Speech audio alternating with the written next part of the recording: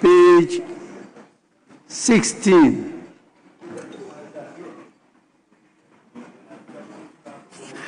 Page 17.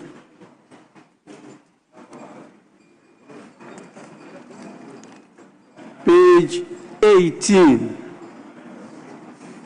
Yes, honorable member. Speaker, with respect, page 18, item 3, Roman numeral 2, Mr. Eric Affo. Indeed, he's an MP, but he's not the Minister for Food and Agriculture. He is the chairman for the Committee on Economy. But then if the reverse, if it's the Minister of Food and Agriculture that is being referred, then I guess the proper name should be Eric Opoku. Thank you.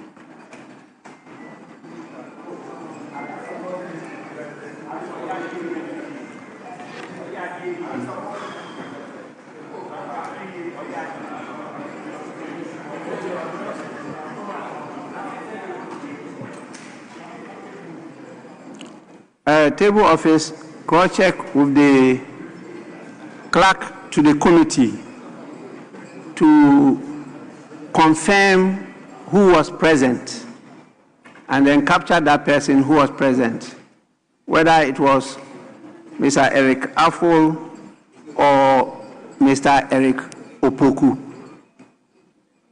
I think that will come from the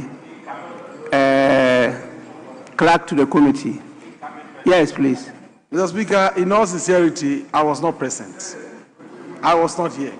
And so your title has been given to Eric Affo. So you are hereby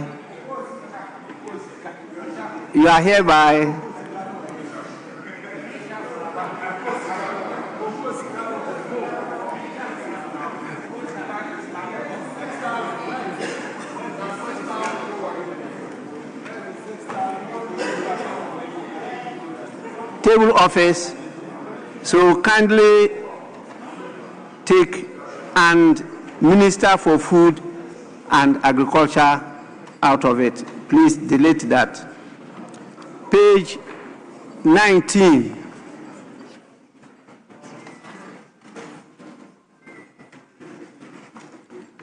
Page 20.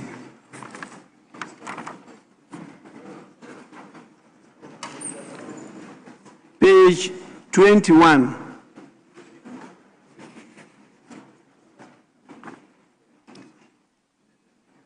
Page 22.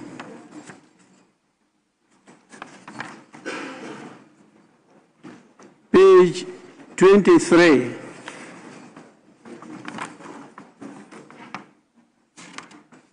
Page 24. Page 25. Page 26.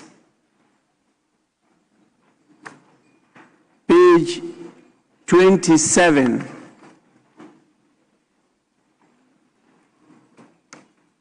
Honorable members, in the absence of any further corrections, the votes and proceedings of the fourth sitting dated Friday, 6th February 2026 is adopted as the true record of proceedings. Honorable members, the honorable member who is very meticulous and always drawing our attention to errors on the votes and proceedings, by that singular act alone, qualifies through my discretion to always participate in a number of international conferences. So, those of you who say that you are new MPs and you don't get the opportunity to contribute, assess yourselves. Okay. We have decided to upload one of our IT facilities here. And so we'll be starting soon a pilot on e-voting. Now, all of you have to get your bio into the system from where you sit. There are still a few challenges with some seating arrangements.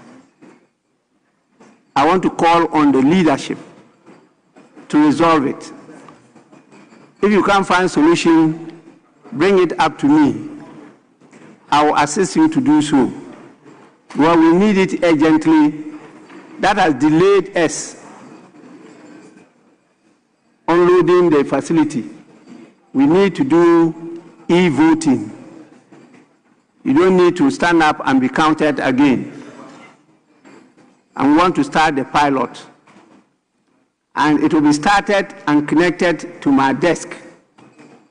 And so I can identify. After we have stabilized it, we will link it to all the facilities here so that you yourself can sit where you are and then follow the voting pattern. At the end of the day, we will not be depending on the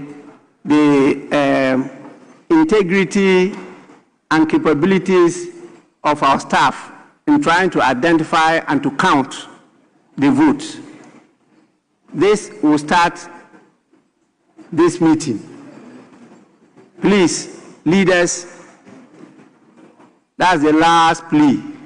Make sure you resolve this, just a small difference between those seated at this end,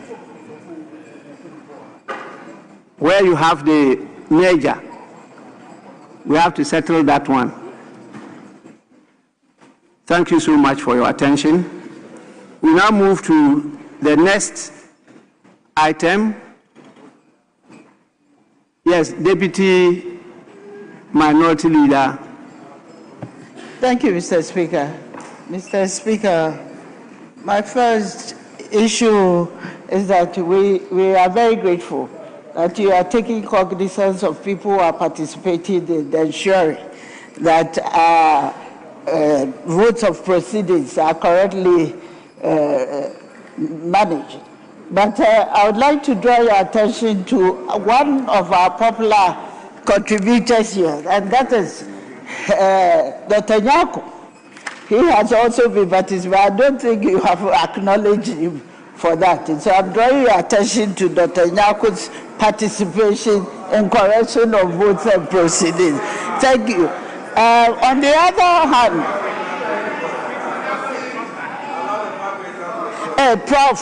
Professor Kingsley Nyako.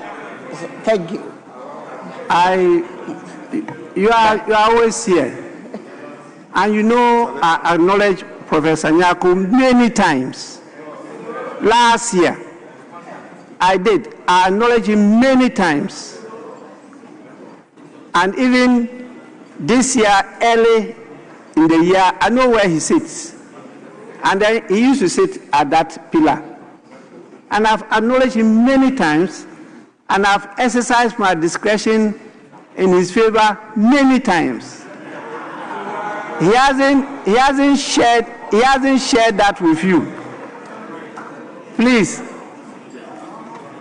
Other issue, Mr. Speaker. Go on.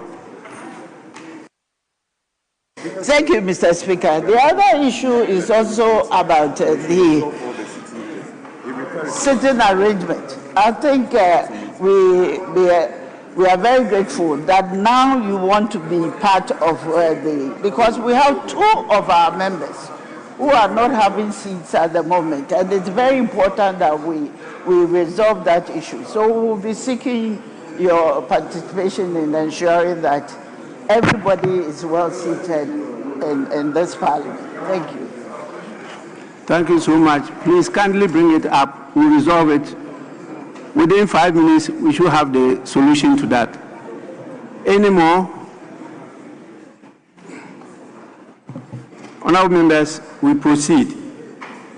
Item 7. statements.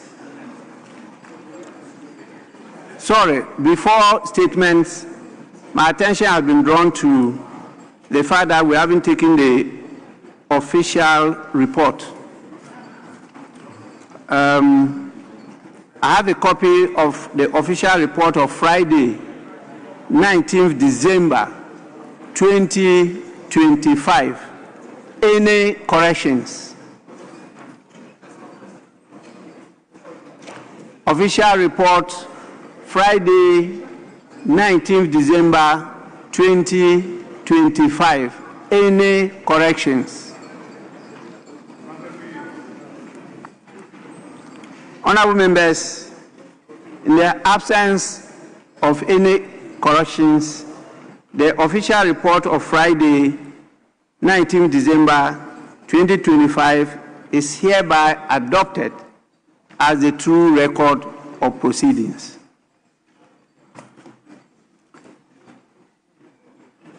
Yes, Majority Chief Whip. Speaker, I wish to pray you that we divide the order of business from taking the business under 7 to taking the one under 8. Speaker, so it's been quite difficult to get the Honorable Minister for Agric, so that today that he's here, we can take him quickly. And then, yes. So Speaker, I pray that we take item number 8, Mr. Speaker.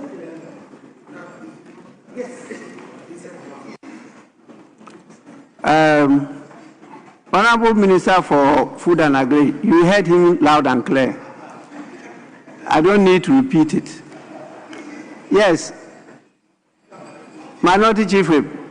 Speaker, the application mounted by the Chief Whip is interesting, especially when he prefixed his application with the fact that he's been struggling to get the Agri Minister. The ministers must come and wait. This is the Parliament of Ghana. Oh yes. Abba. So it is not the case that he's here, so we should vary our order of business. No, we will vary our order of business because we want to do so, not because the minister is here. And that's what I expect you to say. Yes, say that, say it. Say it, say it. Say it. He has been busy, moving around the country, and I commend him for obvious reasons. Yes. Speaker, indeed, my intention is to say that the Minister of Agri has been very busy touring the country, ensuring that we have bumper harvest. That's my intention. And so, Mr. Speaker, today that he is here, we want to pray that we take his business quickly. In fact, the prayer is to you. It's not to the minority Chief Whip. And you didn't invite him into this matter. No, Mr. Speaker didn't invite you into this matter. So, Speaker, my humble prayer is that we humbly pray for a variation so that we can take the question standing in the name of the Minister for Food and Agri before we come back to... Sorry. Definitely, I'll grant the application. Speaker, we are not objecting. Out of patriotism, we understand. And so we can go by the application, Speaker. No objection. So that we'll take his yes. Instead of... Majority Chief Whip, you said you've been finding it difficult. Speaker, that is withdrawn. That is withdrawn. That is not my intention at all. The Minority Chief Whip said you've been struggling. There are different things. It's not for you to argue about it, but I just wanted the attention of the minister to be drawn to that so that he could advise the House what struggle and what difficulty they've been having. Have they relayed that to you, Minister? Speaker, it is withdrawn. No, let the minister respond. Speaker, indeed, I really want to even make a further prayer that before we take, you consider the prayer for varying the business to take the business under item number 8, we want to pray to take item number 10, so that the minister responsible for education will only lay the paper and the item number 10. Just lay, Mr. Speaker. Now, what do you want? Mr. Speaker. Do you want the 8 first or you want the 10 first? 10 first, Mr. Speaker. Okay. 10 first. But thank you very much. I will not take his word away from him. Minister for Food and Agri, what do you have to say? Mr. Speaker, thank you very much for the opportunity. Mr. Speaker, indeed, last week, the Honorable Chief Whip indicated to me that he's been struggling to get me on phone because I've been on the field working on the distribution of the Nkukwan Ketenkete to beneficiaries. And so I told him that this week I'm supposed to be in Bruno East, but I've asked some other colleagues to go and do the distribution on my behalf, and therefore I'll be available in the House. And so he's right in making that statement. Thank you, Mr. Speaker. Actually, the work of this House is not subject to the availability of any minister. Once the work is before us, we can carry on with or without the ministers. That is why some of them have assistant ministers, referred to as deputy ministers. Apart from that, we can move on without them. They are ready, and they have submitted the business to us. It's for us to do our part and get it through. So please, we are not dependent on the availability or non-availability of ministers. Let's carry on with our business. In terms of seniority, the Minister of Education takes precedence. And so I agree with the Majority Chief Whip, we should take item 10 first, which is presentation of instruments.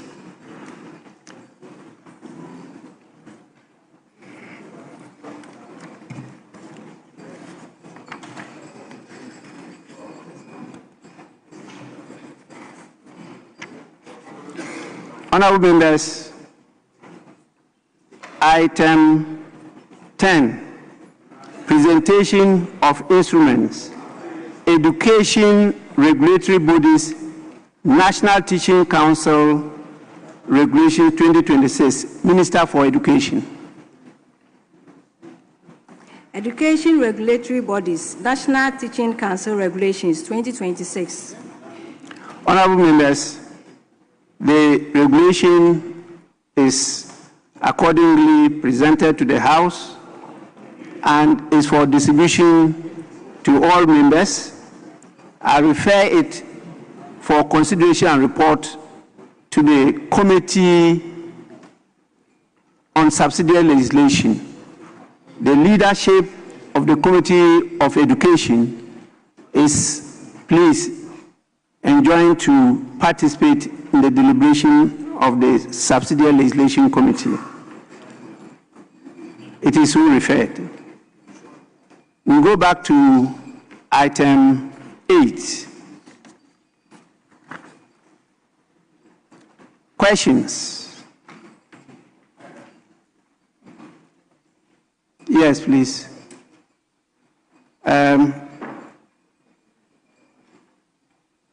You want us to take those dealing with the Ministry of Food and Agri? Mr. Speaker, that is so. And so we will start from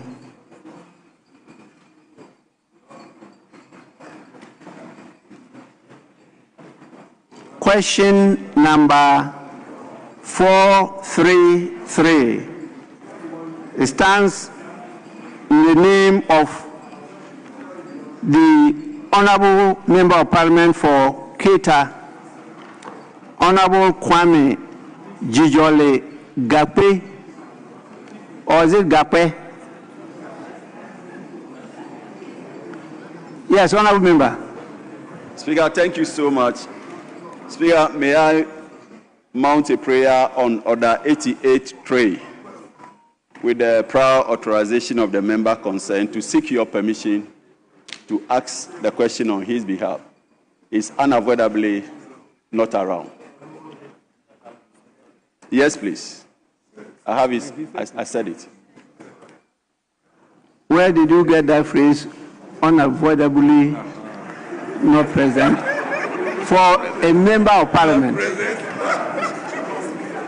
have his vice president authority, that's all. Speaker,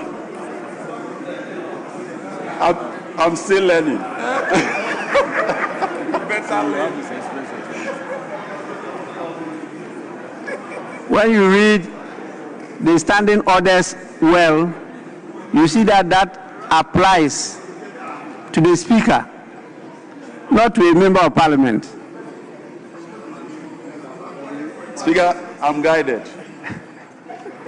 If your member is unavoidably absent, you know the article in the Constitution. They will start applying for by-election.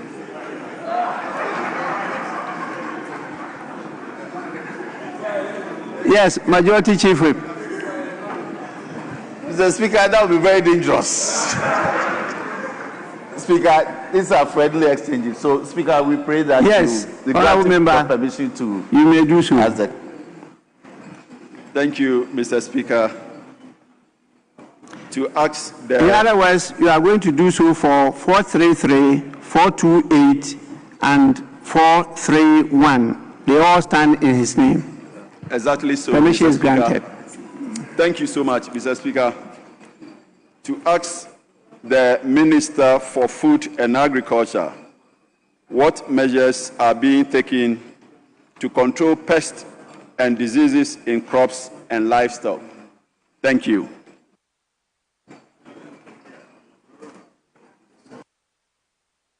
Yes, Minister.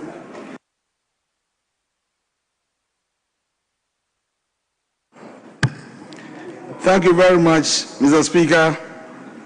Mr. Speaker, the Plant Protection and Regulatory Services Directorate, PPRSD, plays a crucial role in safeguarding national agriculture by protecting crops from pests, diseases, and invasive species through the underlisted interventions. 1. Pest prevention and early detection. The objective of this program is to protect crops before pests and diseases cause damage. Interventions being rolled out include the implementation of phytosanitary inspections at points of entry, the airports, seaports, land borders to prevent pest introduction. Conduct surveillance and monitoring programs for early detection of pests, example traps, field surveys, community reporting. Maintain and update pest risks database and pest status records. Promote quarantine regulations for imported plants and planting materials. Number 2, pest risk analysis, PRA, and management.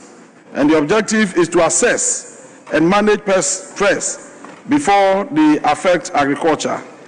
Interventions include conduct pest risk assessment to determine the likelihood and potential impact of pest introductions, develop pest management strategies and emergency response plans based on risk profiles. Collaborate with trading partners to manage transboundary pest risks. Number 3, emergency pest response and eradication. The objective of this program is to contain or eliminate pest outbreaks to minimize food losses. Interventions include establish rapid response teams for pest outbreaks, example fall armyworm, papaya mealybug, fruit flies. Develop and implement contingency and eradication plans. Provide training and equipment for emergency pest control, pesticide application, biological control. Coordinate with FAO, Center for Agriculture and Bioscience International, CABI, or regional bodies for technical support. Number 4, farmer education and extension support. And the objective of this program is to empower farmers with knowledge and tools to manage pests sustainably. Interventions include conduct awareness campaigns on pest identification and reporting, train farmers on integrated pest management practices, develop guidelines and manuals for safe pesticides use and biological control, develop guidelines, posters, and flyers on pest management practices, promote community-based surveillance and reporting networks. Number 5, research and innovation. The objective of this intervention is to develop science-based solutions for pest management and crop protection interventions. Interventions include collaboration with universities and research institutions for the rearing and releases of biological control agents for pest management. Collaborate with universities and research institutions for the deployment and releases of resistant crop varieties. And number 6, regulatory and policy framework. The objective of this is to provide governance and enforcement for plant health measures. Interventions include development and enforcement of Plants and Fertilizer Act 2010, Act 803, and its regulations. Establish standards for pest control products and inspection services.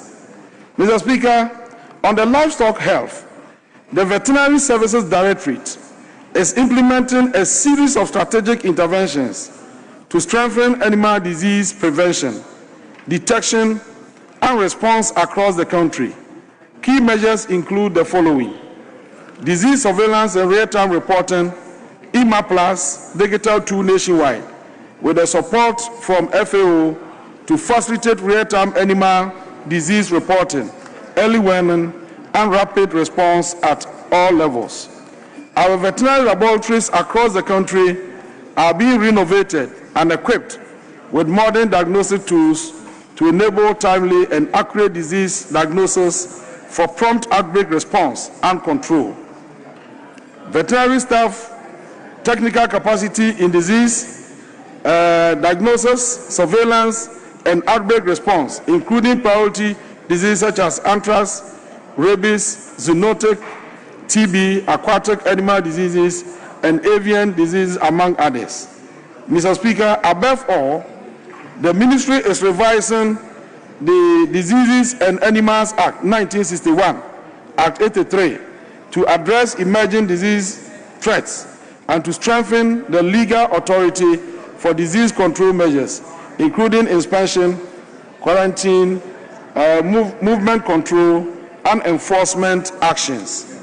Also, we are providing training for veterinary meat inspectors across the country in accordance with the Meat Inspection Regulations 2020 LI 2405 to promote compliance with food safety standards at abattoirs and slaughter facilities. Thank you, Mr. Speaker.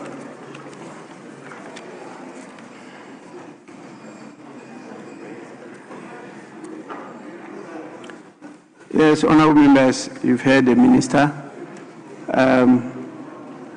Honorable member, any further questions? Yes. Right, Honorable Speaker, I'm so satisfied with the answers provided. Thank you. Is that the authority they gave you?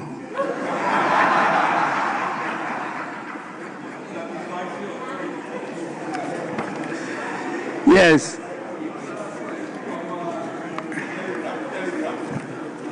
Honorable members, we move on to the next question, and the same member who has the authority will ask that question, and that's question number 428. Thank you.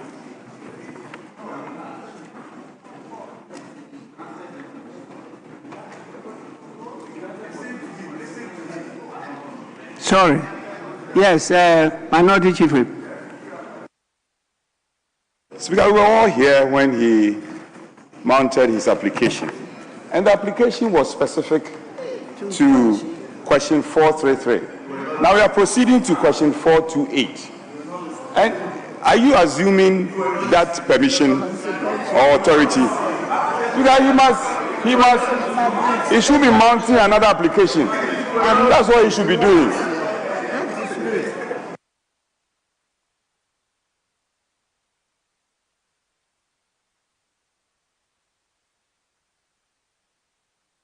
Honorable Minority Chief Whip, I think at that time your attention was distracted. I actually granted him the permission because all the three questions stand in the name of that honorable member. And he said he had the authority to ask the questions, all the three questions. So I granted him leave. So kindly permit him to move on. Yes, please. Thank you, Mr. Speaker. To ask the Minister for Food and Agriculture what initiatives have been implemented to boost agricultural production and increase farmers' income. Thank you. Yes, Honorable Minister. Thank you very much, Mr. Speaker.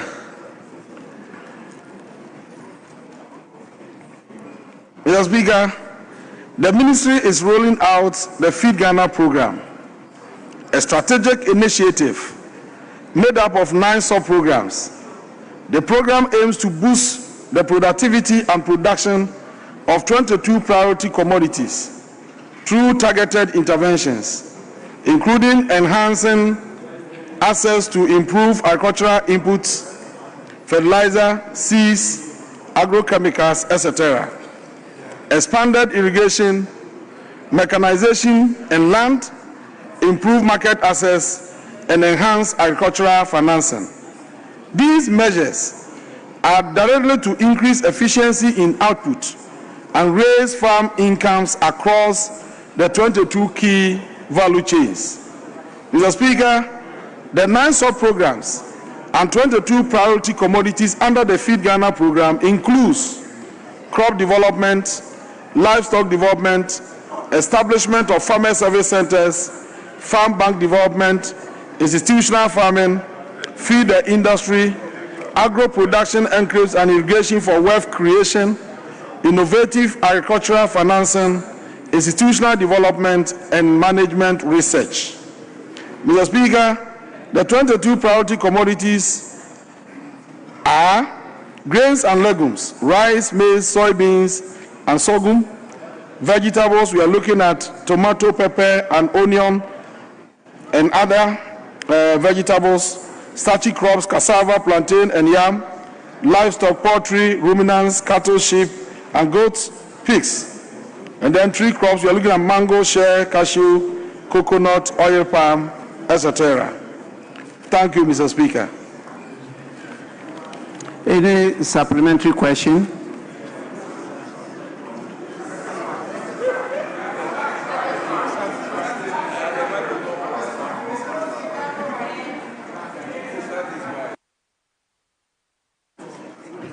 Speaker, thank you so much.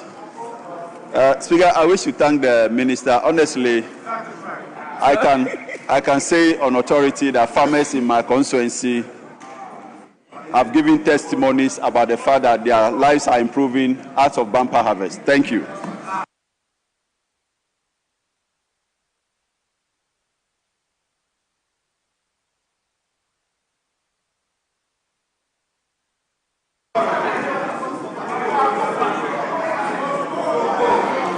Honorable member, we take the third question.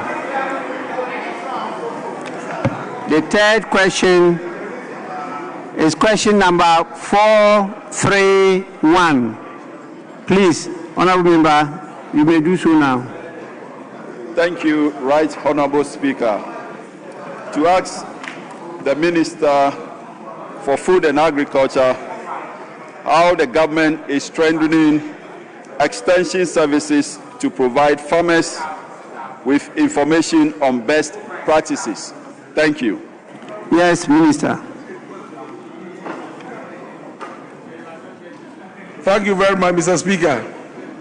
Mr. Speaker, the government is implementing a range of measures to strengthen agricultural extension and advisory to provide farmers with timely, practical, and relevant information on best practices. These include the following. 1. Farm and home visits. Agricultural extension agents are deployed nationwide to undertake weekly farm and home visits and attend to the needs of farmers. Apart from the public extension agents, the ministry is working with the National Service Secretariat to recruit 10,000 personnel to support extension service delivery. So far, about 2,097 national service persons and 300 Feed Ghana Brigade personnel were deployed across the country.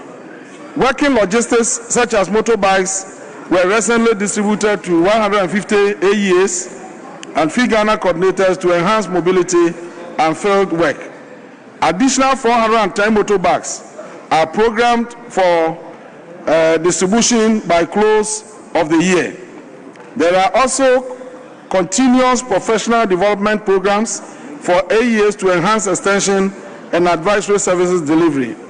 The areas of capacity development are agribusiness, farm management, value chain analysis, financial management, network and negotiations, group dynamics, and leadership. 2, Agricultural Extension and Advisory Services Bill. The ministry is formulating the Agricultural Extension and Advisory Services Bill to regulate the professional practice of extension and advisory services. To this end, the activities of both public and private extension service providers will be regulated. The bill seeks to establish standards and guidelines for service delivery, including the appropriate methods and approaches for disseminating improved technologies and information to farmers. With professionalized personnel, both public and private, and well-regulated agricultural extension and advisory services space, farmers will be better served. Over 1,981 public extension agents, 2,285 community-based advisors, and a number of private sector extension providers are expected to be beneficiaries of the bill. Number 3, support for the deployment of ICT to deliver extension services. To break the gap between farmers and agricultural extension agents, ICT tools such as mobile phones, radio, and other e-extension platforms have been deployed to complement the conventional AEA face-to-face interaction with farmers. 36 episodes of weekly agricultural radio broadcasts in various local languages have been aired on topical issues across the regions and districts. In addition, 6 farmer-friendly videos have been developed and translated into local languages for dissemination and adoption. They cover topics such as deworming ruminants, selecting quality seeds, safe use and handling of agrochemicals, managing new castor in poultry, vegetable nursery bed establishment, and proper housing for ruminants. Number 4, strengthen research, extension, and farmer linkages. Farmer constraints are addressed through close collaboration with research to provide information, innovation, and improved technologies. These are in the form of community field demonstrations, trials, verification fields, and provision of technical information on good agricultural practices to encourage adoption of improved technologies and innovations. 56 community field demonstration plots on maize, rice, soya, and tomatoes have been established in the Northeast, North region, Northern region, Northeast, Northern, and Upper East, Ashanti, and Bron regions. Some of the disseminated technologies are improved seed varieties, drought tolerant, soil fertility enhancement techniques such as biochar and compost application, blended fertilizers fortified with micronutrients, integrated pest and disease management strategies using neem oil, and sustainable agricultural mechanization. Thank you, Mr. Speaker. Any supplementary question? Speaker, that will be all. I'm exceedingly grateful to you. Thank you. Honorable members, we now move on to question number 465. The question stands in the name of Honorable Akwasi Jemfi Onyina Achampon, the Honorable Member for Kwabre East. Please, Honorable Member, you may do so now. Thank you, Mr. Speaker. Mr. Speaker, I stand on Order 88.3 with the permission and authority of the member, Mr. Akwasi Jemfi Onyina, to seek your permission to ask the question for and on his behalf. Thank you, Mr. Speaker. Yeah, permission granted. Please, you may do so. I rise to ask the Minister for Agri what the ministry intends to do to address the volatility of the world market prices of cashew and its impact on the farm gates prices and exports. Thank you. Yes, Minister. Thank you very much, Mr. Speaker. Mr. Speaker, while price volatility remains a complex issue influenced by global market forces, the Tree Crop Development Authority, acting within its legal mandates, is implementing a combination of pricing reforms, regulatory enforcement, market monitoring, and investment promotion initiatives aimed at stabilizing the cashew market, protecting farmers, and promoting sustainable value addition. The overarching goal is to ensure that Ghanaian cashew farmers receive fair, predictable, and competitive prices, while the country secures long-term growth and resilience in the cashew value chain. Thank you, Mr. Speaker. Honourable Member, any supplementary question? Thank you, Mr. Speaker. Mr. Speaker, I only seek to ask the measures. Are we looking at some timelines? For example, the price reforms that he is mentioning and the regulations. Are we looking at some timeline for them? Thank you. Yes, Minister. Mr. Speaker, the enforcement of the regulations have started already. Some 2-3 weeks ago, I was in Kumasi Police Training School to inaugurate a task force dedicated to ensure the enforcement of all the rules and regulations in that particular sector. And so we have already started. And the Honourable Member, if you have been monitoring development in the tree crop subsector, you appreciate the fact that these measures are underway. Thank you, Mr. Speaker. Yes. Mr. Speaker, I humbly seek if the Minister can tell us the extent to which his stakeholders within this area are being engaged with regards to the measures he's mentioning. Thank you, Mr. Speaker. Yes, Minister. Mr. Speaker, stakeholders in the agricultural space are fully engaged on every policy that we are implementing. In fact, on assumption of office, before we developed the Feed Ghana program document, which guides the implementation of all the programs we are running under the Feed Ghana program, we invited a technical team to put together the document. And then after that, all the stakeholders were invited to validate the contents of the document for implementation. And that is the extent of engagement that we have gone through. So stakeholders are fully engaged. And we still want to engage more if the opportunity comes. In fact, if it is realized that the honourable member, being a citizen of this country and a member of this house, has something to offer for agricultural development, I'm ever ready to engage you. Any further supplementary? Thank you, Mr. Speaker. Mr. Speaker, I'm grateful for the Minister appearing before the House to respond to my question. And I believe his response will be in the public domain for discussion. Thank you, Mr. Speaker.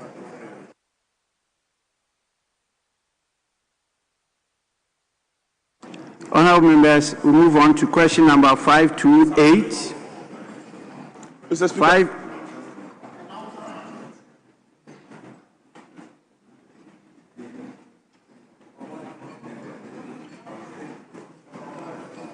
Yes, honorable member.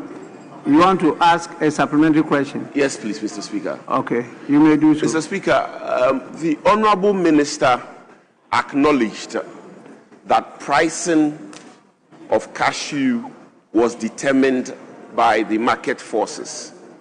Nevertheless, he also enumerated steps that were being taken to ensure stability of pricing as far as the local market was concerned. Mr. Speaker, I want to find out from the minister how these measures would ensure the stability of prices, given that it is determined by world market forces. Thank you very much, Mr. Speaker. Yes, Minister. Thank you very much, Mr. Speaker. Mr. Speaker, the honorable colleague who posed this question to me happens to be my classmate from Kwame Nkrumah University of Science and Technology. And when I was the electoral commissioner, he approached me to support him to get one of the positions, which I declined. But Mr. Speaker, on a more serious note,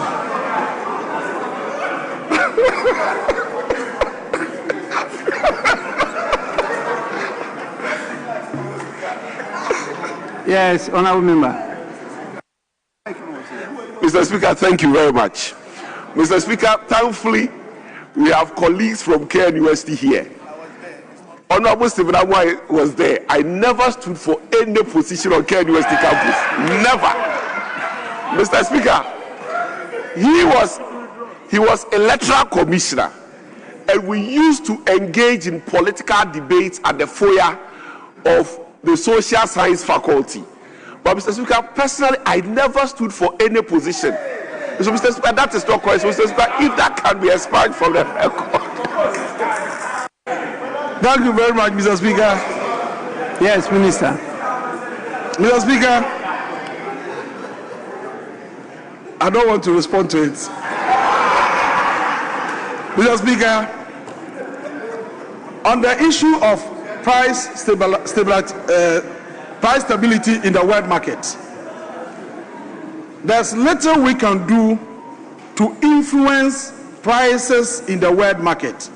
And that is why in my answer, I indicated that we are looking at value addition. So instead of exporting the raw cashew nut to the market and then not getting enough in the form of incomes, we are adding value to what is produced here in order to increase our incomes domestically. And that's the only way we can uproot poverty from our system. And so to say that how can you influence world market price from Ghana means that you don't have a better appreciation of the conditions in the world market. Yes, honorable member, before we proceed, please, we can't leave this issue to be hanging. Did you actually approach him to sponsor you to stand in the position? Mr. Speaker, I never approached him. He knows that, Mr. Speaker, I never stood for any position. He's just Mr. Speaker, even as easy, how power did he have to give a position? Minister. Thank you very much, Mr. Speaker. Mr. Speaker, I never said anywhere that he contested for elections. But he consulted me, he discussed with me. And because I declined to support him, he did not. And in fact, in his own statement, he stated that he used to debate, ask him what were the issues that we debated on. My brother, it is for the past. It is for the past. Don't bring it here. Don't bring it here. Honorable members, is word against word. We don't want to go into investigation by cross-examination, and so we'll end it here.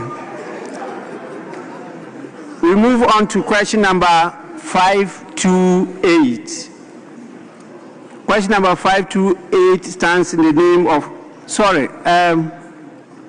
my daughter. Thank you, Mr. Speaker, for the opportunity. Mr. Speaker, whilst we were talking about value addition and cashew, I want to respectfully bring to your attention that this year's budget has provision for the construction of 2 cashew factories in the Bono and Bono East regions. And also... Are you the Minister for Food and Agri? Mr. Speaker, I am the Minister for Agribusiness, Minister responsible for value addition of cashew. Have you been asked any question? Mr. Speaker, this is very important information that I need to bring to the attention Honourable Minister, on the floor. At the appropriate time, you give us that information. Thank you very much. Please, don't try to take advantage of question time to give us your information. Yes, we move on to question number 528. Honourable Member for Hemang Lower Dentura. Honourable Lawrence Ajinsam, you may ask the question now.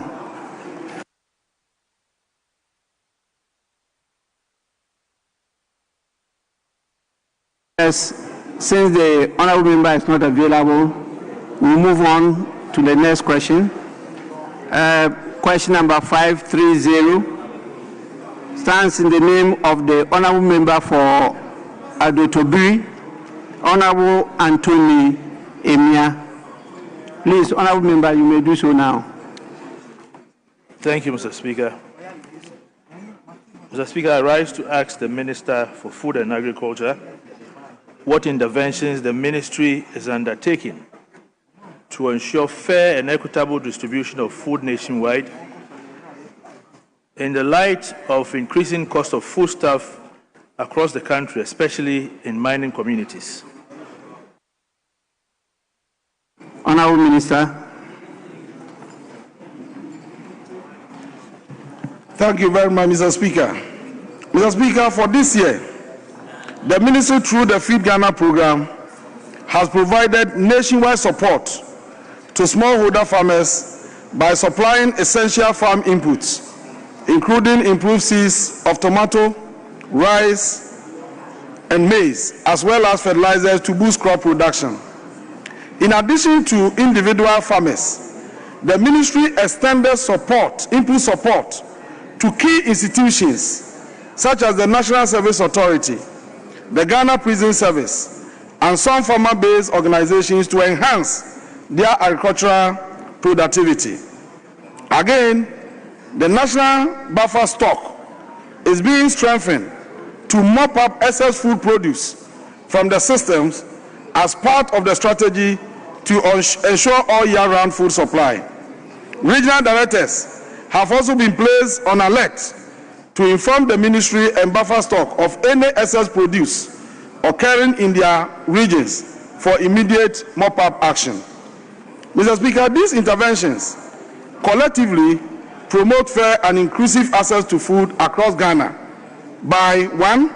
Enhancing productivity in underserved regions by targeting all the agroecological zones. The ministry ensures that food production is not concentrated in a few areas, reducing regional disparities in food availability. We are also supporting institutional farms. Farm inputs to the prison service, the National Service Authority, and other institutional bodies help stabilize food supply in public institutions and government programs like the school feeding program, reducing pressure on local markets. Mr. Speaker, the impact of these interventions is reflected in Ghana's recent food inflation trends. According to Ghana Statistical Service, food inflation dropped to 3.9% in December 2025, down from 28.3% in January 2025, when the NDC government took over. This decline suggests improved food supply and price stability, driven by increased domestic production and reduced reliance on imports. Thank you, Mr. Speaker.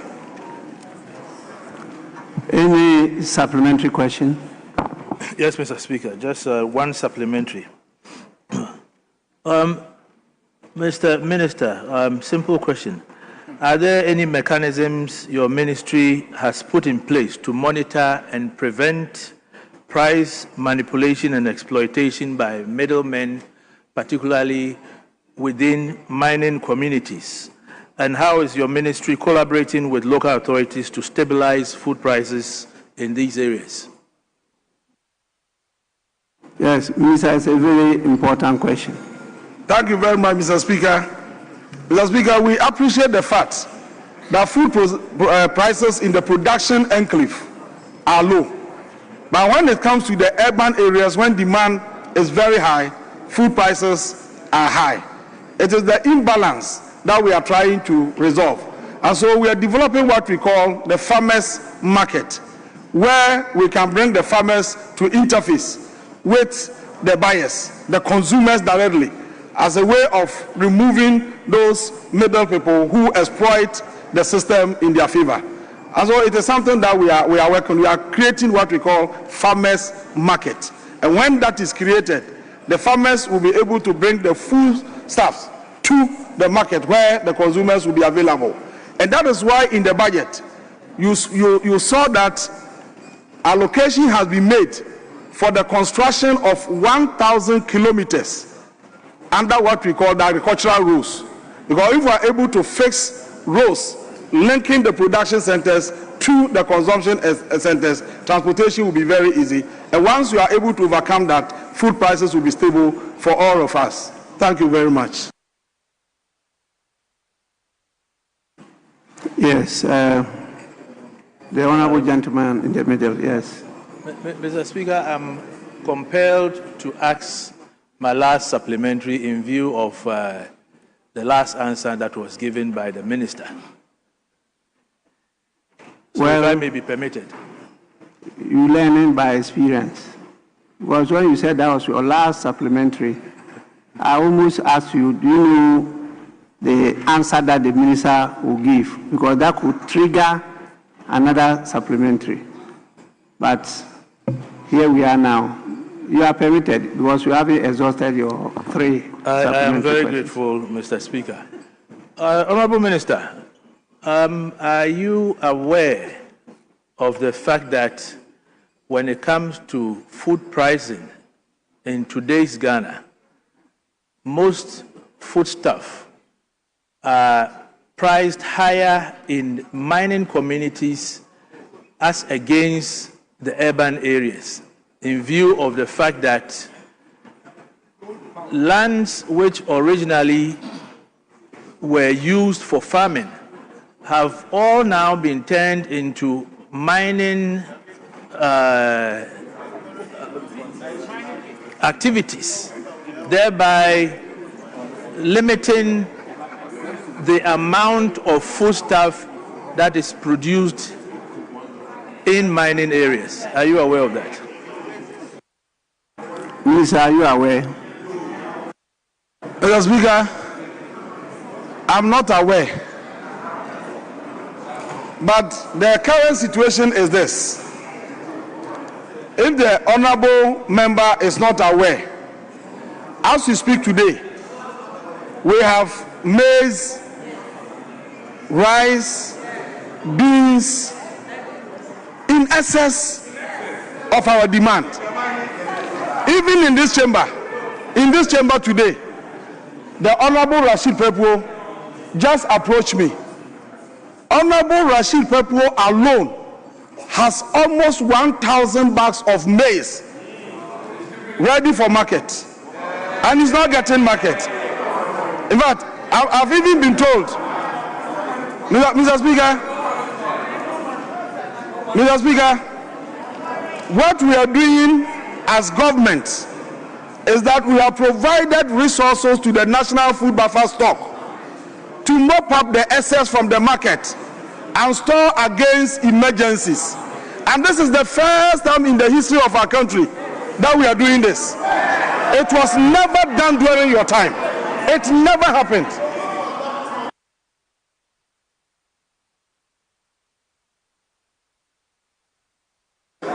Honourable members, Usually, it's not advisable to ask a question, are you aware?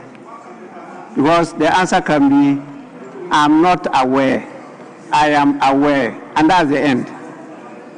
You can't come back again. And so you don't ask questions like, are you aware?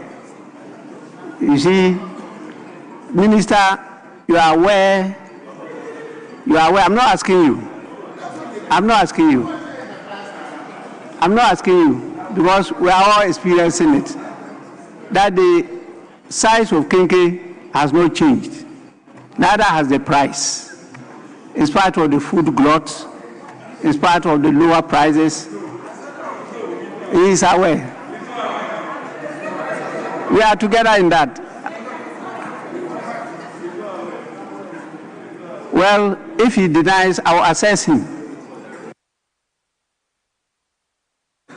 Mr. Speaker, I'm not aware. Exactly what I stated.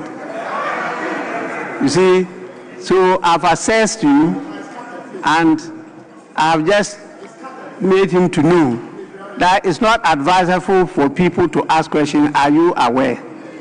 Because the answer will be, I'm not aware, or I'm aware, and that's the end of it. So please, I'll give more people. I haven't reached excellency yet. I'm just speaker.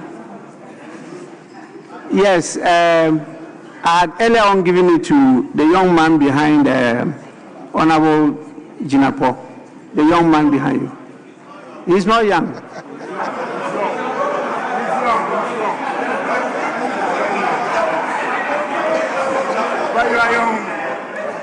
He comes from where? Mr. Speaker. Oh, Honorable Member. Mr. Speaker. Can you share your age with us? Mr. Speaker, thank you very much. Mr. Speaker, I'm Gideon Boako, the MP for Tanonof constituency. And I'm one of your sons, Mr. Speaker. Mr. Speaker, I'm very, very young. Thank you, Mr. Speaker, for the opportunity. Mr. Speaker, the minister talks about farmers market concept. And the understanding I get from what the minister says is that the problem we have with the production of food and its distribution now is the difficulty in getting the foodstuffs from the farm gate to the main market or the intermediate markets, i.e. by the roadside. But Mr. Speaker, I beg to differ and to suggest that there is a bigger problem than the movement of foodstuffs from the farm gate to the market. As the minister indicated, a colleague member of parliament has about 1,000 bags of rice that are not in demand. Maize. Similarly, if you move across the country, I can use my constituency as example. If you go to the Tanonof constituency that the minister is very much conversant with, there are communities like in Suapim, Boma, and all of that. Member, a lot of the background, you know, by the roadside. Please ask the question. The question I want to put to the minister is that what measures is he putting in place to ensure that in the era of lower inflation, food inflation, the demand for food will be enhanced such that the farmers will also be better off. As it stands, the farmers are not better off because they produce and the produce are not in demand. What measures is the minister putting in place to ensure that food is in high demand? Yes, Minister. Mr. Speaker, my understanding of the question is that it's simple. How do we increase demand for food in the system? But the honorable member knows that everybody has limited capacity in respect of how much food to eat. And so what we are looking at is the entire value chain, processing of the food. The first step is increasing production, which we have achieved. We have produced so much to the extent that prices are collapsing far, far, far below what is expected. And so what we are going to do is to develop the entire value chain, set up processing factories, add value, package them, and even export. That is the only thing we can do to increase demand. But the first thing we must all applaud is that we have increased food production. Now, having done that, what is next? The next thing is to look at how we can add value. And that's what we are looking at. And then you also talk about food prices. That food inflation has come down, but still prices are high. How can that be possible? What is the meaning? What is the meaning of food inflation then? When we had food inflation at 61%, Ghana was listed among 10 countries in Africa with the highest food prices. And so why are you saying that today food inflation is 3.9% and we are still complaining about food prices? Where?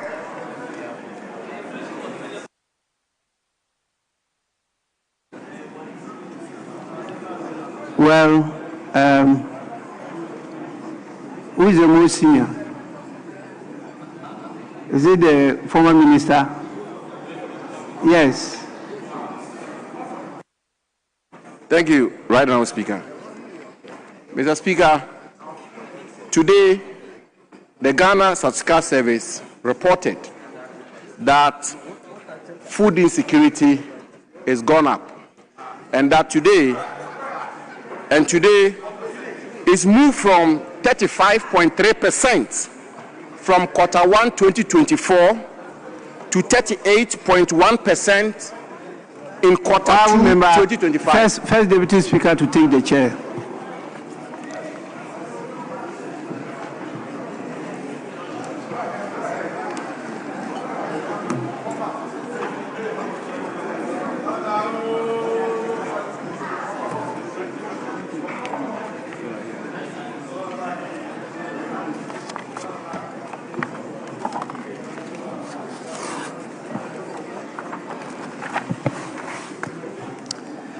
Yes, honourable member, you have the floor. Thank you, Mr. Speaker. Mr. Speaker, I was laying the foundation for the question. And the point was that the Ghana Statistical Service today is reported that food insecurity is risen from 35.3% in 2024 to 38.1% last year. And the service has actually warned that 13 million Ghanaians risk hunger this year. Mr. Speaker, this report was released by the Ghana Statistical Service today. The minister is telling us that we are self-sufficient when it comes to food security. The question is, Mr. Speaker, in the light of these alarming statistics and data put out by the Ghana Statistical Service today, what assurances can the minister give to this House in terms of dealing with the situation where 13 million Ghanaians do not slip into hunger? Thank you, Mr. Speaker. Yes, honourable minister. Thank you very much, Mr. Speaker. Mr. Speaker, I've already indicated that as we speak, we are building food buffer.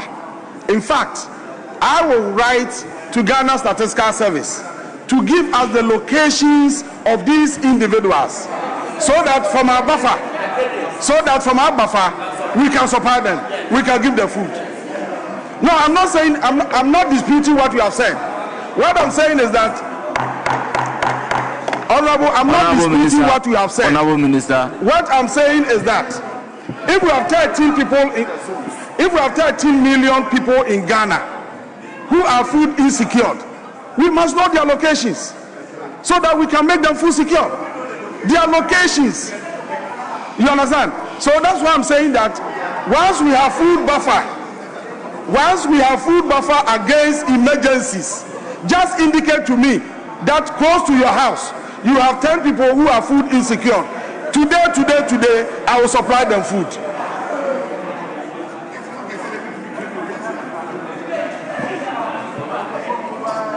Yes, Honorable Kobi Mensah. Mr. Speaker, the Minister for Agriculture is aware that the statistical service information is for the whole country. He has also said that there's enough food in the system people are not able to buy. It is also public knowledge that the Bank of Ghana have siphoned off over 60 billion Ghana cedis from the markets, not allowing traders to have the money to trade. I therefore put it to him that Honorable Member, you have a right to ask a question but not to put it to the Minister. Kindly resume your seat. Yes. Mr. Speaker. Yes, you have the floor. Mr. Speaker. You have the floor. Mr. Speaker. Honorable Boma, you have the floor. Honorable Minister, kindly resume your seat. My question. You are putting it to him. You don't do that. You ask a question. Please, you have the floor. Rephrase it. Honorable Boma, you have the floor. Thank you very much, Right Honorable Speaker. Mr. Speaker, the Minister in his response and has continuously put on the floor of the House that the national buffer stock is being strengthened to mop up excess food produced from the system as part of the strategy to ensure all year-round food supply. It is different when the buffer stock is being strengthened from it has been strengthened. Because when you go to the Honorable market, Member, what is your question? I'm building just a 30-second and I'll ask the question. I'm saying this because this is a national concern. If you check around, there's a lot of complaints about food being produced at the market, at the site, and they are not being brought to the market. And this is a major issue. So my question is, if the buffer stock has been or is supposed to be strengthened in this year, how much have been released to buffer stock, and what have they actually been able to purchase out of the market so that we can be sure that they are, one, buying the excesses from the market to give price stability to the traders, and also having enough stock to feed the people who are. Yes, Honourable Minister. Mr. Speaker, yes, you are right. You know exactly what is happening in the system, and which is far different from what other colleagues have been saying. You go to Sisala, your position is excellent. They have produced maize, rice, beans, and others far, far, far in excess of the demand in that area.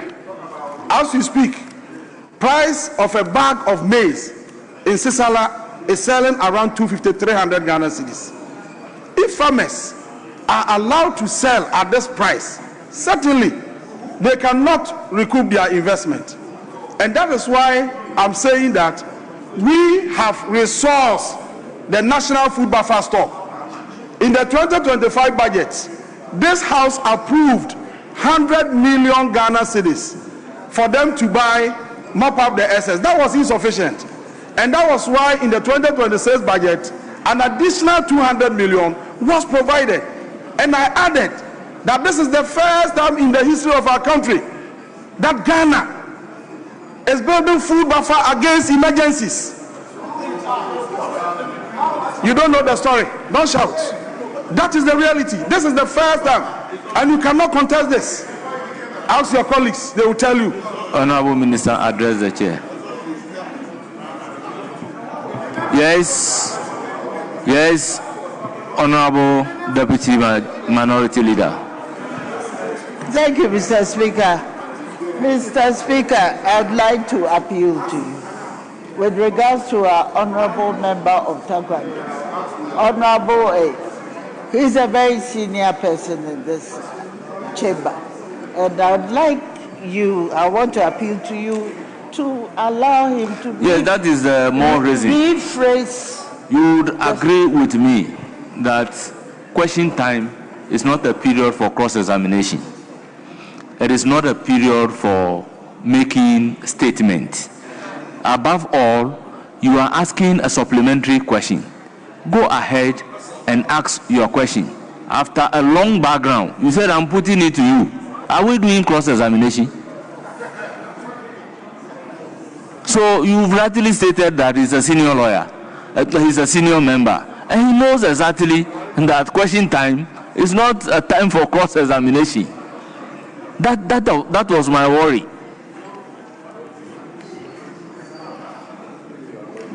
Mr. Speaker, I'm only pleading with you that you give him the opportunity to rephrase the question. Very well. Yes. You have the floor. Rephrase your question. Thank you, Mr. Speaker.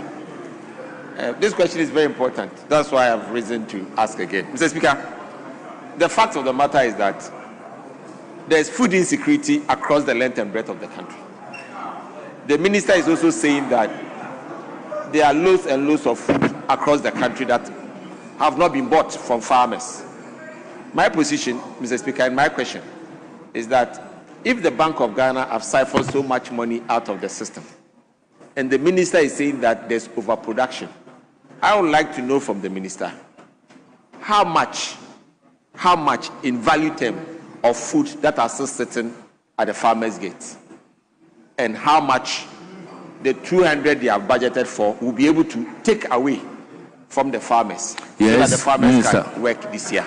Minister, you have the floor.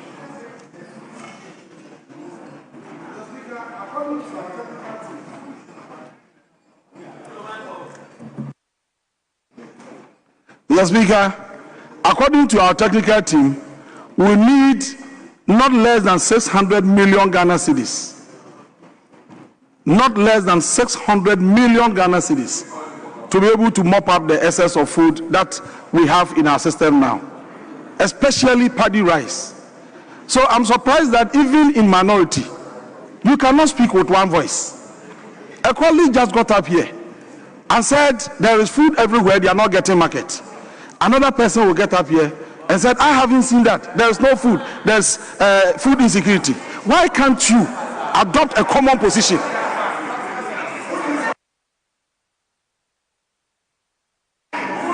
Yes.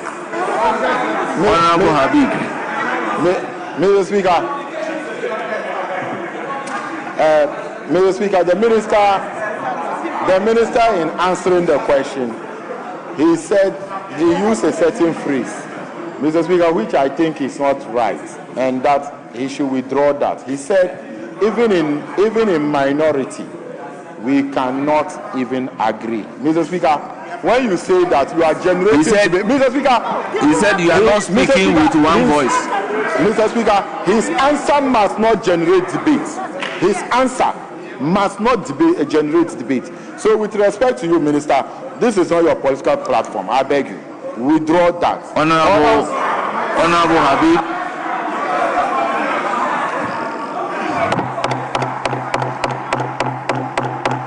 Honorable Habib, when I took over, I give the floor to Honorable Boama. His question resulted into an answer from the minister that I agree with you. If you go to Sisala, that is what is actually happening. Now, Honorable Kobi also came. So is it not the case that when you just oppose Kobi's question as against Honorable Boama's question, what the minister is saying is correct?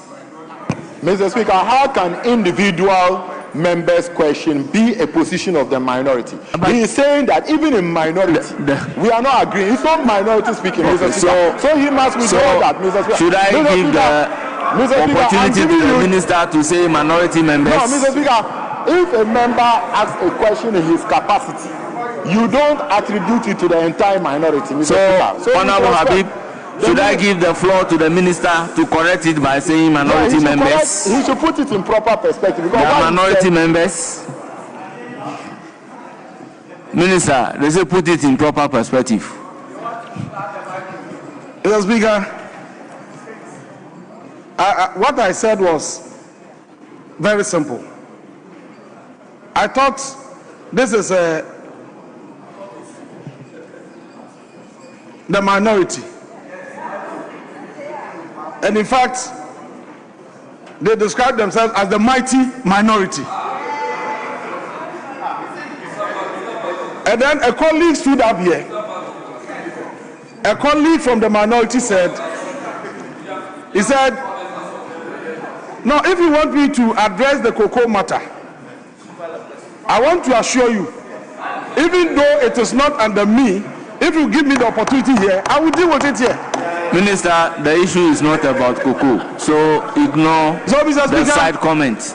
What I said was a fact, but if they want to be considered as individuals and no longer the mighty minority they claim to be, then I will withdraw that common position thing and then say that I cannot understand why members of this house can have such different opinions on matters, something that is common to everybody in this country. But in any case, if in your constituency the people are food insecure, then there is something that you must know.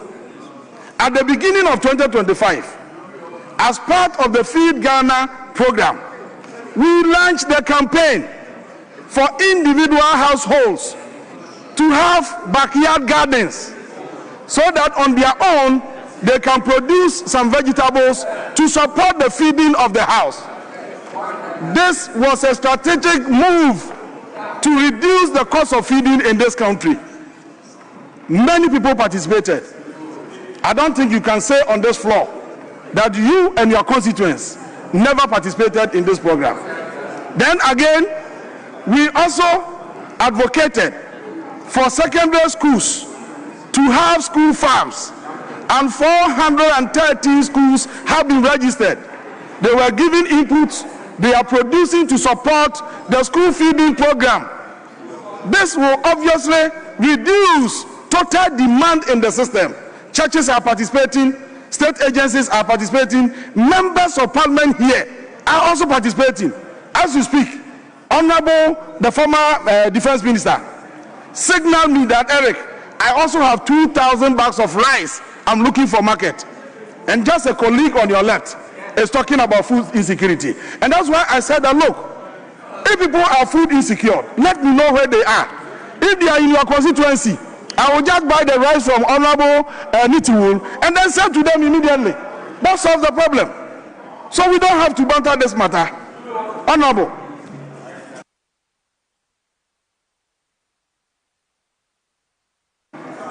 Yes, Honorable. Mr. Speaker, thank you very much. Mr. Speaker, it's true. It's actually true that I have 2,000 bags of paddy rice, 100 kg bags of paddy rice lying down. Mr. Speaker, the reason is that last year this time, that same bag of rice was 1,000 Ghana cedi. Today, it's being sold at 400 cedis. Yes. So, Mr. Speaker, the problem is not overproduction. Mr. Speaker, if you go to Chamba market, you go to Bundri market, you go to Techima market, you go to Pasam market, when the farmers send yam, cassava, maize, whatever, people are not buying, and they have to carry it back. Your colleagues, you spread across the whole country, and you can testify to it. So Mr. Speaker, Honorable Nitiwul, what is your question? Mr. Speaker, my question to the minister.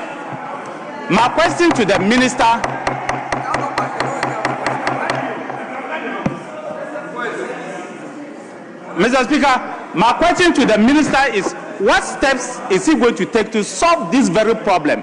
Why farmers will take their produce to the market, people are not buying, and they'll have to take it back. They will take it the next week, people will not buy, they'll take it back. Whether it is tubers, whether it is rice, whether it is maize, whether it is pepper, whether it is dry okra, they are not buying. How are you going to make sure that that problem is resolved for farmers? That's what farmers want to hear. That's all it is. Thank you, Mr. Speaker. Well, Minister, though you provided the answer in a way, you may have the... Thank you very much. Mr. Speaker, I think I've answered this question earlier on.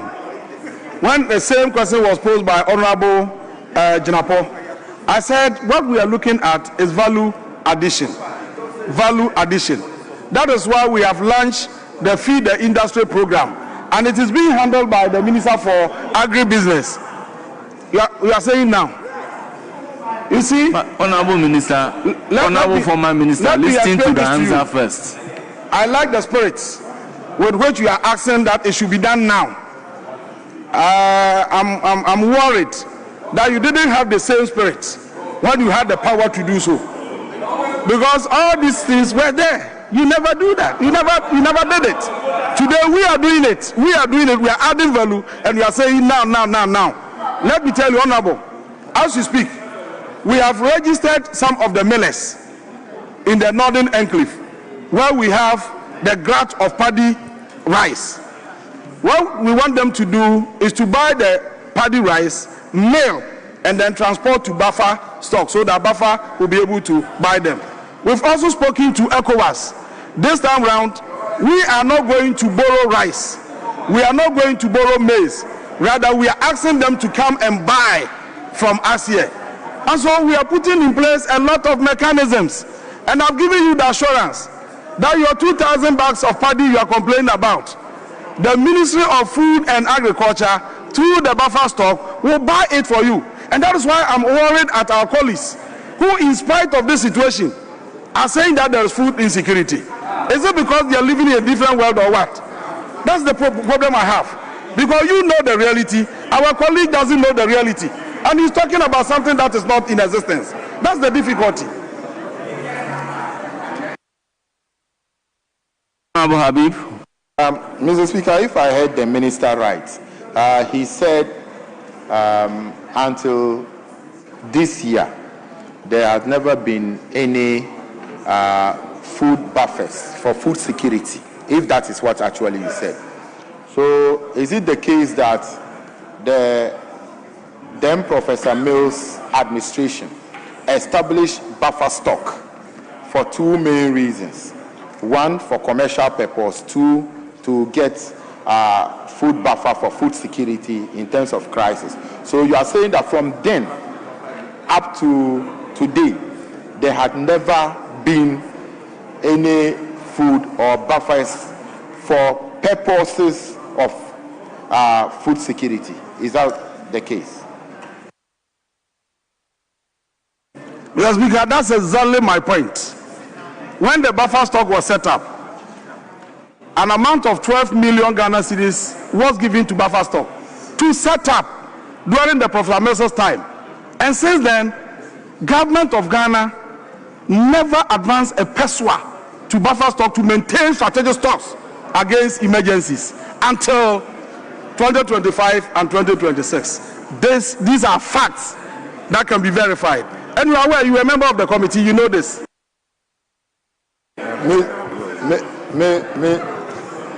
Mr. Speaker, Minister, so is it the case that Honorable Habib, how many supplementary questions are you entitled to? Hello? How many, by the rules, how many supplementary questions are you entitled to? Honorable Habib, once you have exceeded your supplementary question, I think... how many are you entitled to?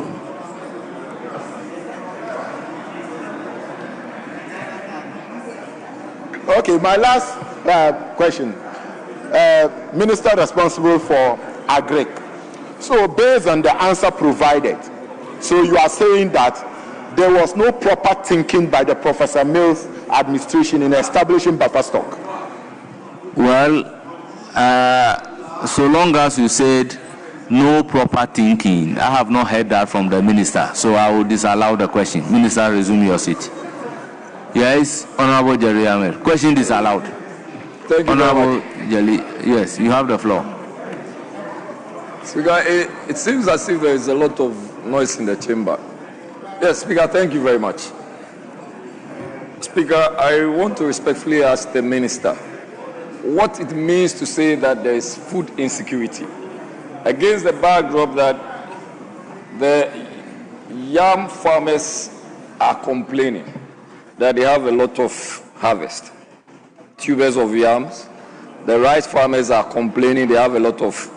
Is it the inability to procure them that amounts to food insecurity, or the accessibility? I would respectfully want the minister, because he was trying to let my senior know that we don't understand food insecurity. So we want him to shed more light on what. Yes, Minister. Yeah. Mr. Speaker, food security means food must be available. 2, it must be affordable. 3, you must get the food in its right combination of quality, diet.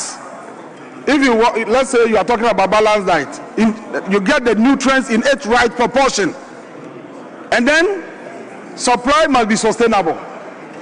There shouldn't be any opportunity, any means to have shortage of food in the system. So 1, we have the food in sufficient quantities, availability of food. Now you cannot complain about that.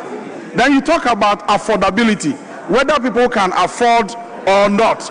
And I'm saying that yes, because food prices have collapsed so low, and everybody, and that is why I said, please, that is why I said that, look, as a nation, we are building food buffers. If you say that you have conducted a survey, and the findings include the fact that some people are food insecure, indicate to us the locations so that we go to our stores, make food available to them, and they will be fed. That's all. Speaker, I have videos of farmers complaining with reference to the tubers of yams they have and bags of rice and all of that. If the minister is not seeing those videos, I'll share those videos with him. That they are complaining. In fact, some are dying, saying that they are unable to pay their children's, their school fees. Honorable Ahmed, you are engaging in argument rather than asking questions. Speaker, that should be all. What the honorable member is saying is not even relevant. You are talking about videos of farmers complaining of the fact that they are not getting market for their produce. And that's exactly what I'm saying here. And we are saying that because of that, we have empowered buffer stock to move into the market and then mop up the excess. So if you show me those pictures, the pictures never portray insecurity of food anywhere. And that is why I'm saying that it is irrelevant. You don't even point to those things. Honourable members, will take the last supplementary question. Then we'll move on. Yes, Honourable. Mr. Speaker, I've been taking from this side. Let me take one supplementary from Honourable Nogbe.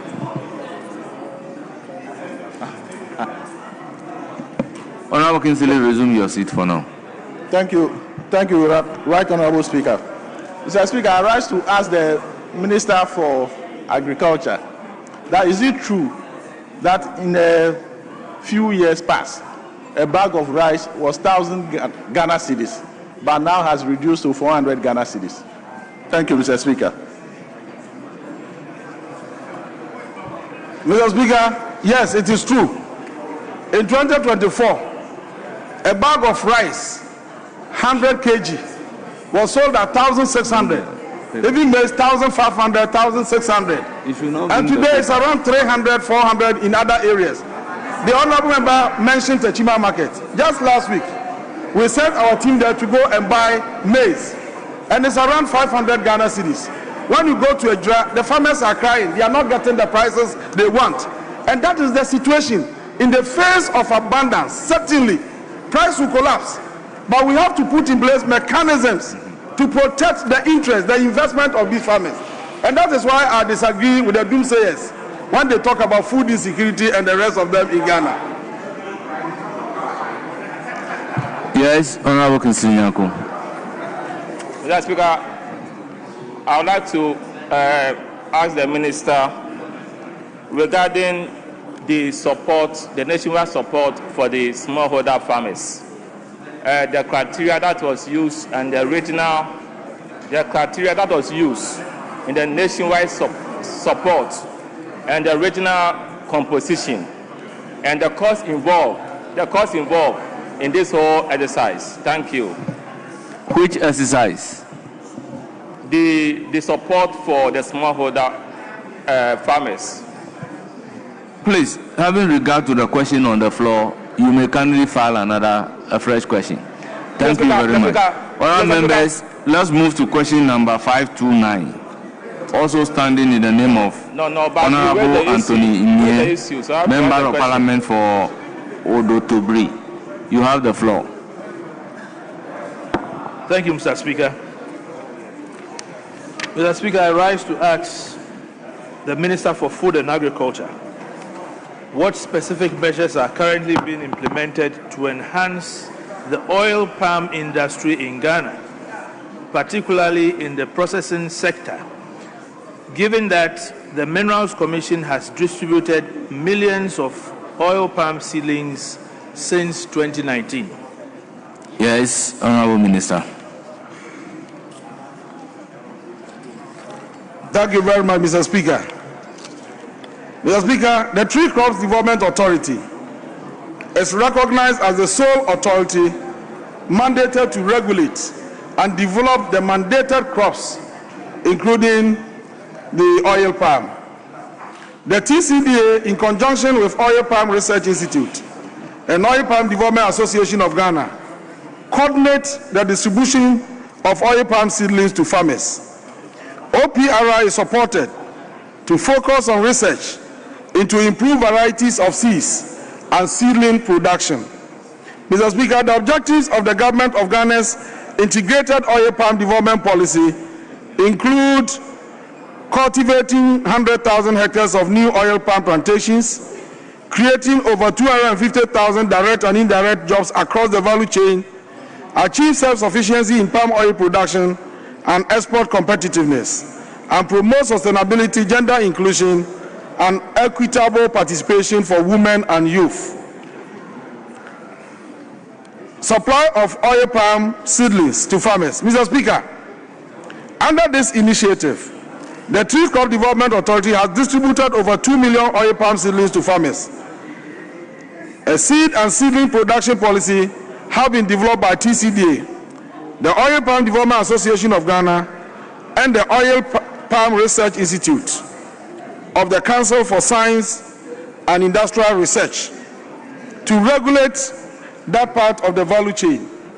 OPRI and the Ghana Standards Authority have developed standards and guidelines for seed production and distribution, which will regulate the operation of nurseries and traders of seedlings. Mr. Speaker, on processing, as part of the government's $500 million investment in the oil palm sector, as stated in the 2026 budget statement, the World Bank is examining data from the top large-scale processors to determine financing structure and models for investment into the sector. And again, equal attention is being paid to the small-scale artisanal processors to provide modern and efficient machinery that is environmentally friendly.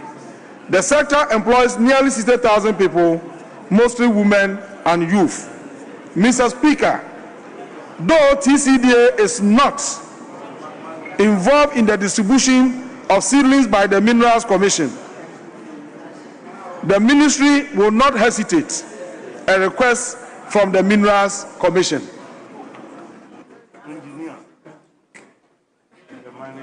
Honourable Member, any supplementary question? Honourable Member, any supplementary question?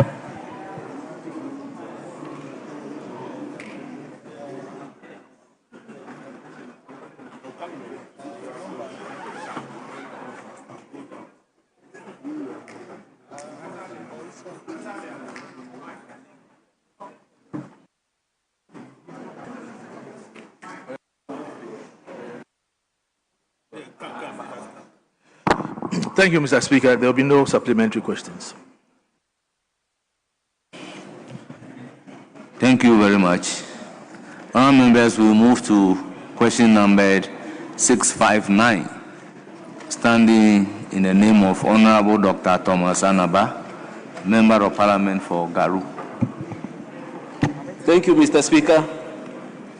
I rise to ask the Minister for Food and Agriculture the status of the stalled Tamne irrigation project in Garu and the steps the ministry is taking to ensure its completion and when it is expected to be completed. Yes, Honorable Minister.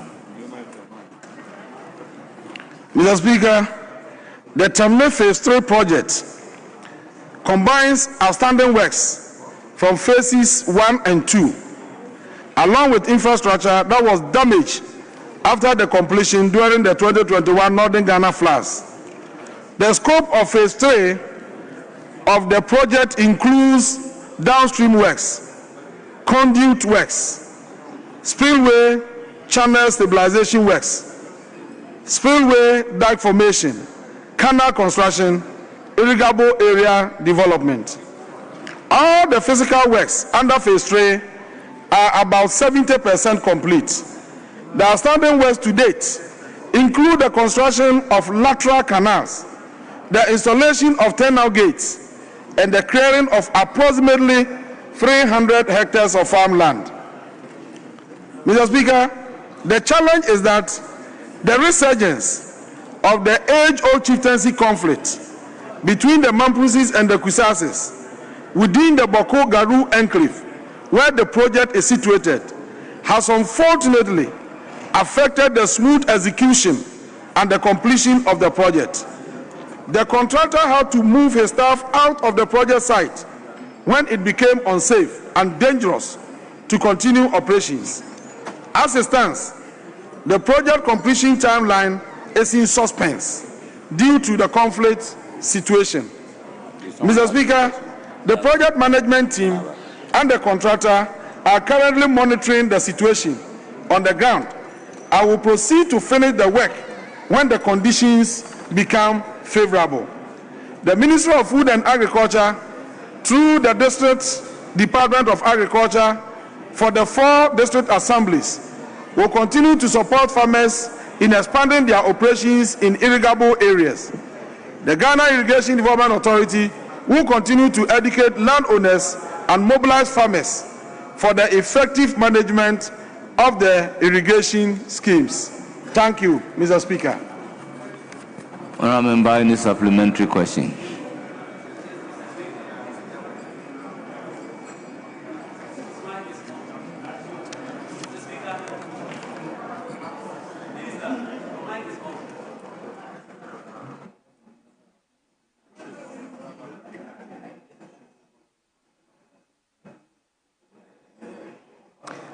Please use any available microphone.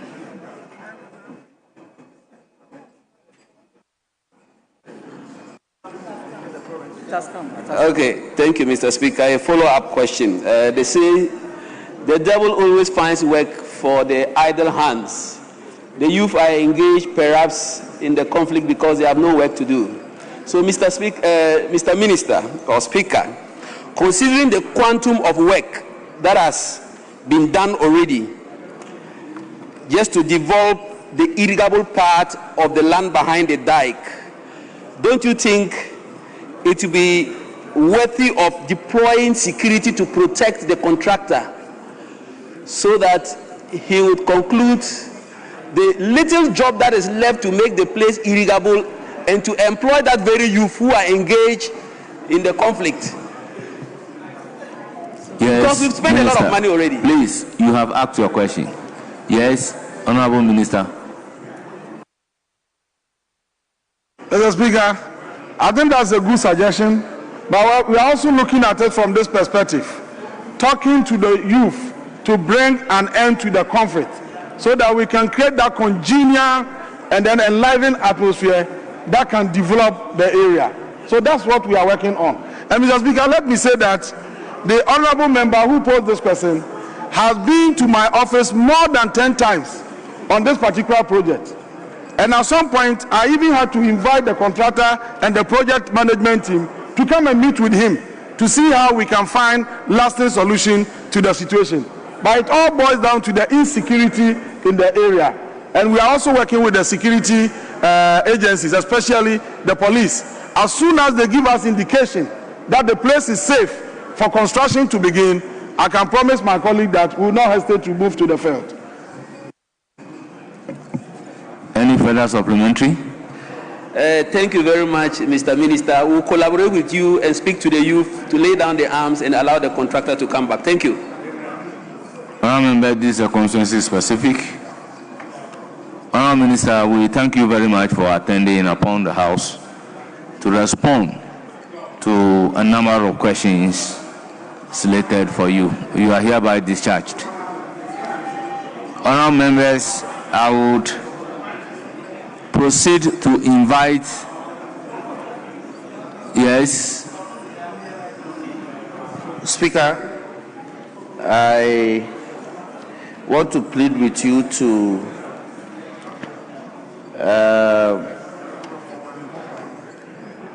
intricate the business time on question and pray that we do a committee of the whole so that we can take the NHIS formula because the minister responsible for labor has had an emergency call in the office, so it's not immediately available to deal with the 3 questions standing in his name. So I want to use the opportunity to pray you to do a committee of the whole and take the formula on NHIS and the medical trust fund. Then we can come back and do it. Mr. Speaker. Yes, Deputy Minority Leader. Yes. Very well. Speaking to the microphone. Speaker, I wish to live long. So the application mounted by the whip, it finds favor with us because we have had an engagement to that effect. So we don't object to it. Very well. That being the sense of the House, I would then reconstitute the House into a committee of the whole. And whilst reconstituting the House into a committee of the whole, I would invite the Minister for Health as well as the officials from the National Health Insurance Scheme to take their designated seats. Speaker. Yes. Speaker.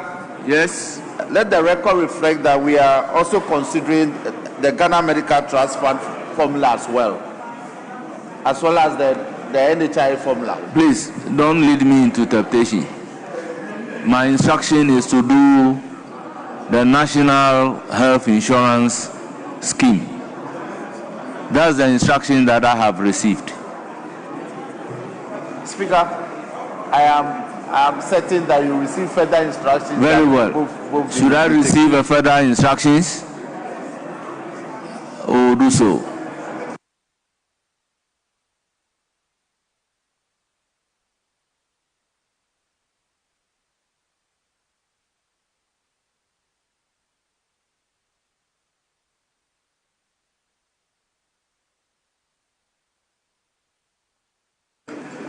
So, Marshal, can you help us to clear the public gallery? The House is accordingly constituted into a committee of the whole.